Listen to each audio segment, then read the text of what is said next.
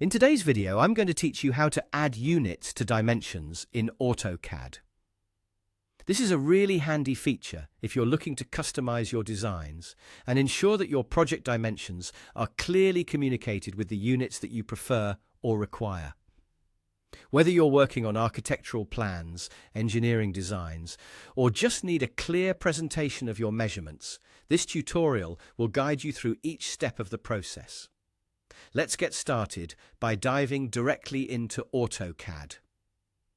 First things first, you're going to want to locate the command line within your AutoCAD workspace. This is where we'll start our journey today. In the command line, type in DIMSTYLE. This command is essentially a shortcut that's going to lead us to the Dimension Style Manager, where most dimension customization takes place. Once you type it in, hit Enter, and you'll see the Dimension Style Manager pop up. In the Dimension Style Manager, you'll notice a list of dimension styles that are currently available in your project.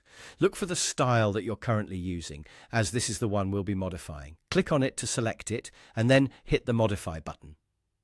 This will open the Modify Dimension Style dialog box, where you can adjust the settings according to your needs. Now that we're in the Modify Dimension Style window, look for the tab labeled Primary Units. This is where you'll be able to make most of the changes related to unit display. Click on this tab to open the settings associated with primary units. You should see a text box labeled Suffix in the options. This is the key to adding units to your dimensions. In the Suffix text box, type in the unit abbreviation that you want to be displayed with your dimensions. For example, if your project requires measurements in feet, you would enter FT. If you need them in meters, type M, and so on, depending on what your project demands. This suffix will automatically append to every dimension line that you create under the current dimension style.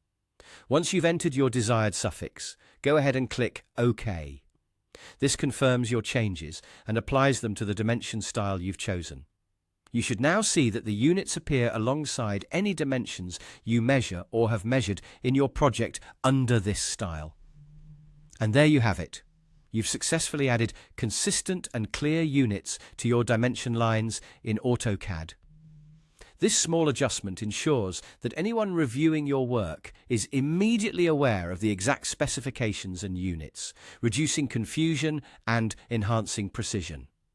Thanks for watching, and I hope you found this tutorial helpful in customizing your dimension settings in AutoCAD. Make sure to like and subscribe for more useful tips and tutorials. Happy drafting!